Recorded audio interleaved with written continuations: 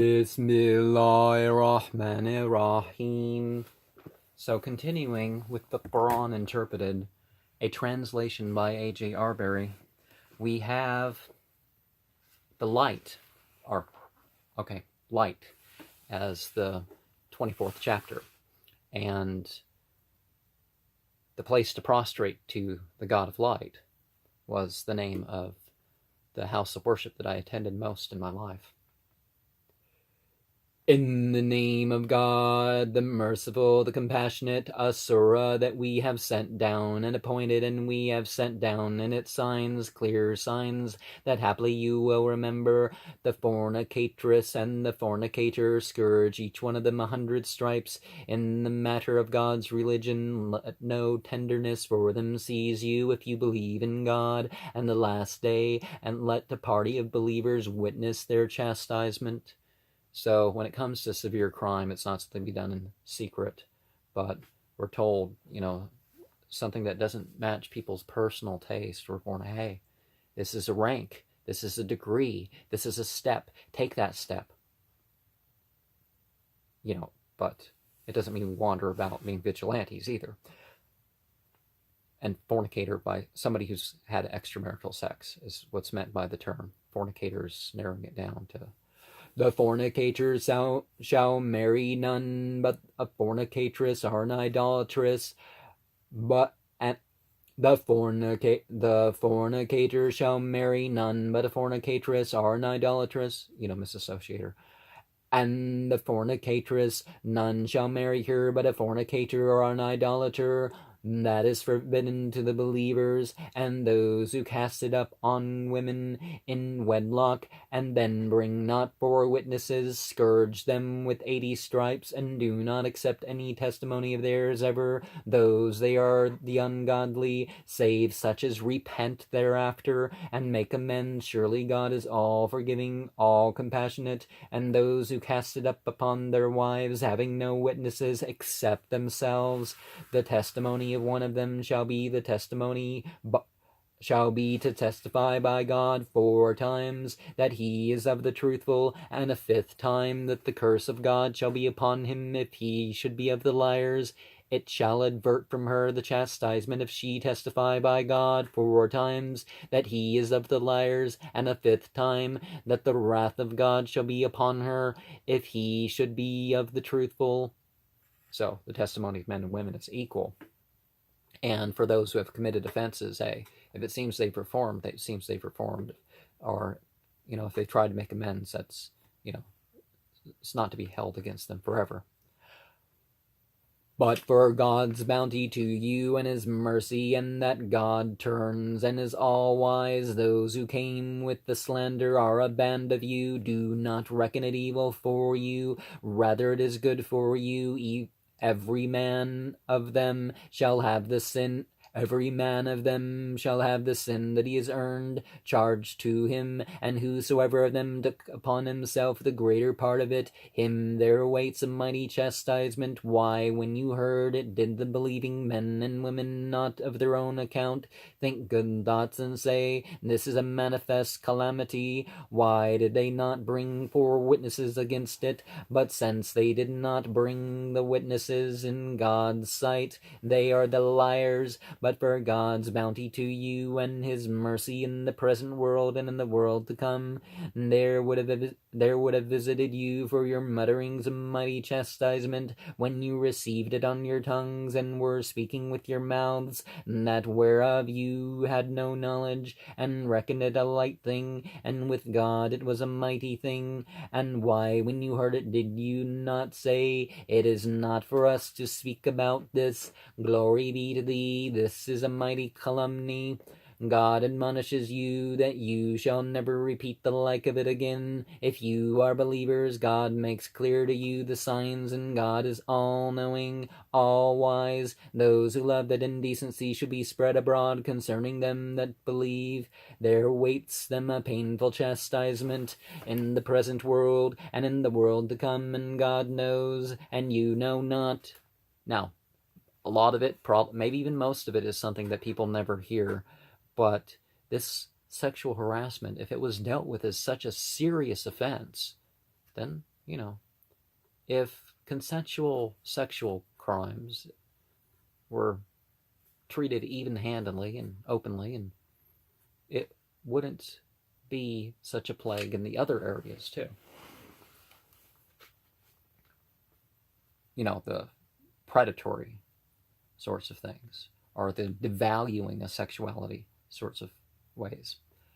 But for God's bounty to you and his mercy, and that God is all gentle, all compassionate, O believers, follow not the steps of Satan, for whosoever follows the steps of Satan, assuredly he bids to indecency and dishonor. But for God's bounty to you and his mercy, not one of you would have been pure ever, but God purifies whom he will, and God is all-hearing, all-knowing. Let not those of you who possess bounty and plenty swear off giving kinsmen and the poor and those who emigrate in the way of God, but let them pardon and forgive. Do you not wish that God should forgive you? God is all forgiving, all compassionate. Surely those who cast it upon women in wedlock, that are heedless, but believing, shall be accursed in the present world, and in the world to come, and there awaits them a mighty chastisement, on the day when their tongues and their hands and their feet shall testify against them touching that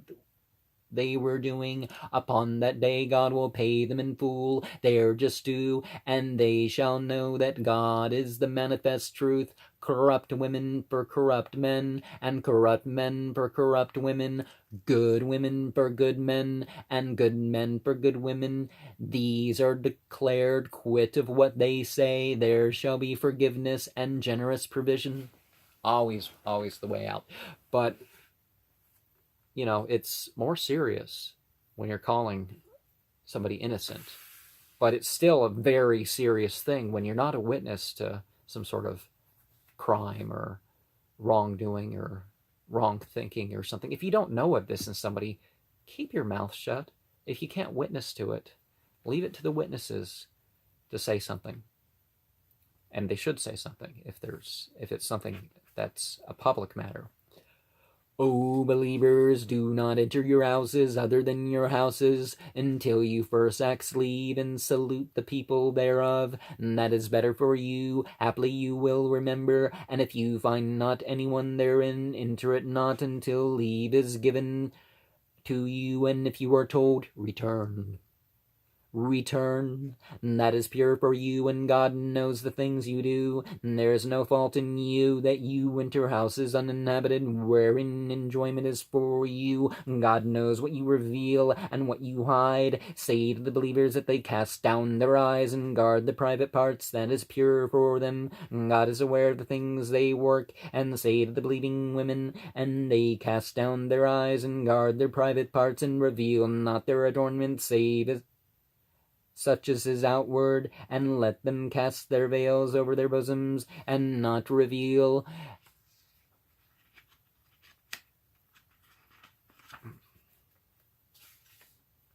their adornment, save to their husbands, are their fathers, are their husbands' fathers, are their sons, are their husbands' sons, are their brothers, are their brothers' sons, are their sisters, are their fathers, are their husbands' fathers, are their sons, are their husbands' sons, are their brothers' sons, are their sisters' sons, are their women, are on what their right hands own, are such men as attend them, not having sexual desire, are children who have not yet attained knowledge of women's private parts, nor let them stamp their feet, so that their hidden ornament may be known, and turn altogether to God. O you believers, haply so you will prosper. It's not advocating eunuchs, it's saying that there are people who are eunuchs or something else wrong, that, they don't have desire. But just like the children, the pre-adolescents, they have to be people who, they in particular are ones that aren't, saying stuff, that aren't, showing discrimination and that sort of thing. Because it doesn't matter if they're not going to do anything. These people, no, that circle. But there's the circles of relationships. It's not that you just expose to everybody along this thing. There's the least can be covered in front of the spouse, and so on and so forth. Marry the spouseless among you, and your slaves and handmaid. Marry the spouseless among you, and your slaves and handmaidens that are righteous. If they are poor, God will enrich them out of his bounty. God is all-embracing, all-knowing. Yes, religion's about worship and all that, but half of religion is marriage, and a society should focus on what is best towards getting people married and having good marriages and all that. If they are poor, God will enrich them of his bounty. God is all-embracing, all-knowing. And let those who find not the means to marry be abstinent till God enriches them of his bounty. Those on your right hand's own who seek emancipation, contract with them accordingly, if you know some good in them, and give them of the wealth of God that he has given you, and constrain not your slave girls to prostitution, if they desire to live in chastity, that you may seek the chance goods of the present life. Whosoever constrains them, surely God, after their being constrained, is all forgiving, all compassionate. So people forced into doing stuff, whether it's slavery of one kind or another, or otherwise, hey, that's on the people who did it. And it's clear that this is not a refuge. Well, if they're women who are into that, go ahead, let them earn money for you that way. No, it's not at all saying that. Now we have sent down to you signs making all clear, and an example of those who passed away before you, and an admonition for the God-fearing. God is the light of the heavens and the earth. The likeness of his light is as a niche wherein is a lamp, the lamp in a glass, the glass as it were a glittering star, kindled from a blessed tree, an olive that is neither of the east nor of the west, whose oil well nigh would shine, even if no fire touched it. Light upon light, God guides to his light whom he will, and God strikes similitudes for men, and God has knowledge of everything. In temples God is allowed to be raised up, and his name to be commemorated therein glorifying him in the mornings and the evenings are men whom neither commerce nor trafficking diverts from the remembrance of God, and to perform the prayer, and to pay the alms, fearing a day when hearts and eyes shall be turned about,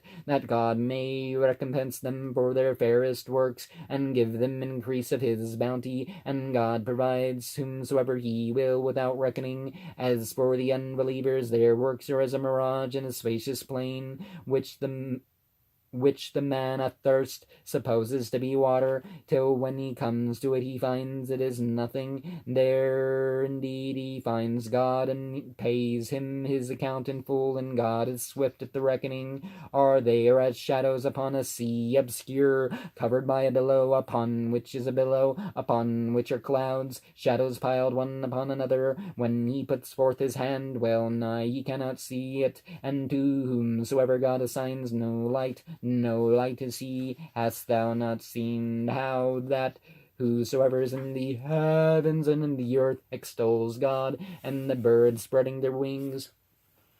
So the metaphor that gives this chapter the title light, that we went over a few verses back, it can represent how religion is not Eastern, Western. It's something in between that. It's not of a particular time or place, and it transcends what is said about it. And God is, of course, more than that, but anyways.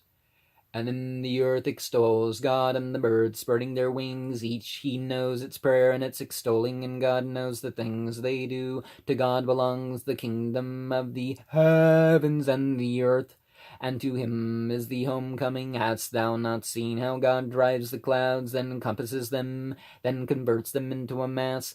Then thou seest the rain issuing out of the midst of them, and he sends down And he sends down out of heaven mountains wherein is hail, so that he smites whom he will with it, and turns it aside from whom he will. Well nigh the gleam of his lightning snatches away the sight. God turns about the day and the night. Surely that is a lesson for those who have eyes.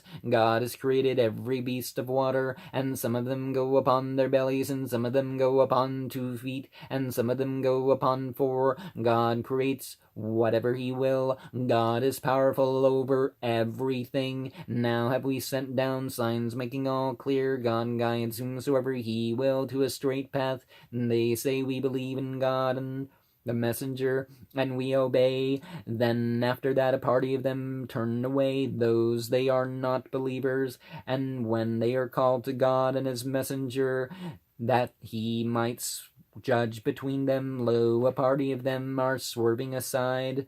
But if they are in the right, they will come to him submissively. What is their sickness in their hearts? Are they in doubt? Or do they fear that God may be unjust towards them and his messenger? Nay, but those they are the evildoers. Being judged, it shouldn't be, only if it's my favor. No.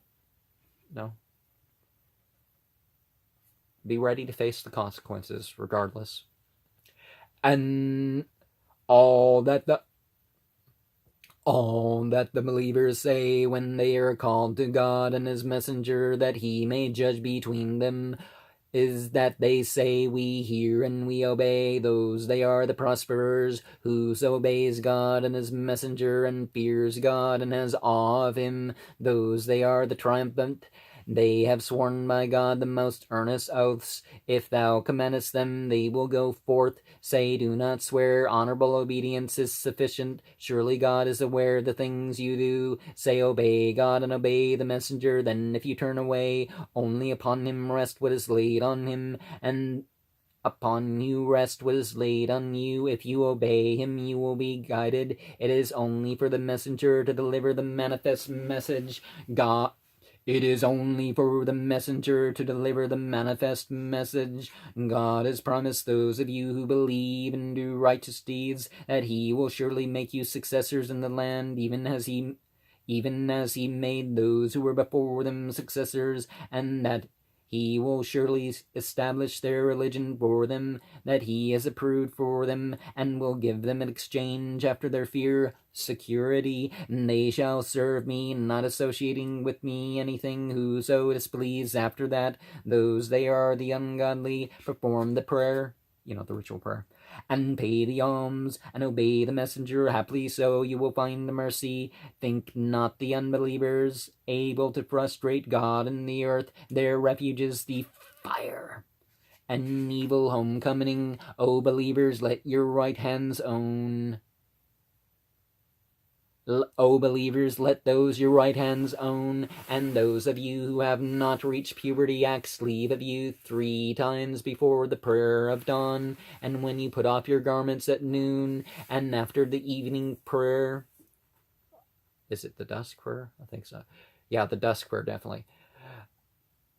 3 times of nakedness for you. There is no fault in you, are them apart from these, that you go about one to the other. So God makes clear to you the signs, and God is all-knowing, all-wise. When your children reach puberty, let them max leave, as those before them maxed leave. So God makes clear to you his signs, and God is all-knowing, all-wise. Such women as are past childbearing and have no hope of marriage, there is no fault in them that they put off their clothes, so be it that they flaunt no ornament, but to abstain is better for them, and God is all-hearing, all-knowing. And so the old women have, they have more leniency as to, but it doesn't mean, that they're fully immodest or any ridiculous thing like that. There is no fault in the blind, and there is no fault in the lame, and there is no fault in the sick, neither in yourselves, that you eat of your houses. Are your father's houses? Are your mother's houses? Are your brother's houses? Are your sister's houses? Are the houses of your uncles? Are your aunts paternal? Are the houses of your uncles? Are your aunts maternal? Are that wherever you own the keys? Are of your friend there is no fault in you that you eat all together or in groups separately. You know, you can eat in the houses. It doesn't mean you can just wander up to your family and your friends and take their food willy-nilly. You should still ask even where to sit and all that. Or in groups separately. And there's no problem eating alone, too. But when you enter houses, greet one another with a greeting from God, blessed and good, so God makes clear to you the signs. Haply you will understand. Those only are believers who believe in God and his messenger, and who, when they are with him upon a common matter, go not away until they ask his leave. Surely those who ask thy leave, those are they that believe in God and his messenger. So when they ask thy leave for some affair, or of their own, give leave to whom thou wilt of them, and ask God's forgiveness for them. Surely God is all forgiving, all compassionate. Make not the calling of the messenger among yourselves like your calling of one another. God knows those of you who slip away surreptitiously, so let those who go against his command beware, lest a trial befall them, or there befall them a painful chastisement. Why, surely to God belongs whatsoever is in the heavens and the earth. He ever knows what state you are upon, and the day when they shall be returned to him. Then he will tell them of what they did, and God knows everything. And so there's much to illuminate in that chapter of 64 verses called Light, as 64 is connected to the issue of light, but I will leave that for perhaps another time.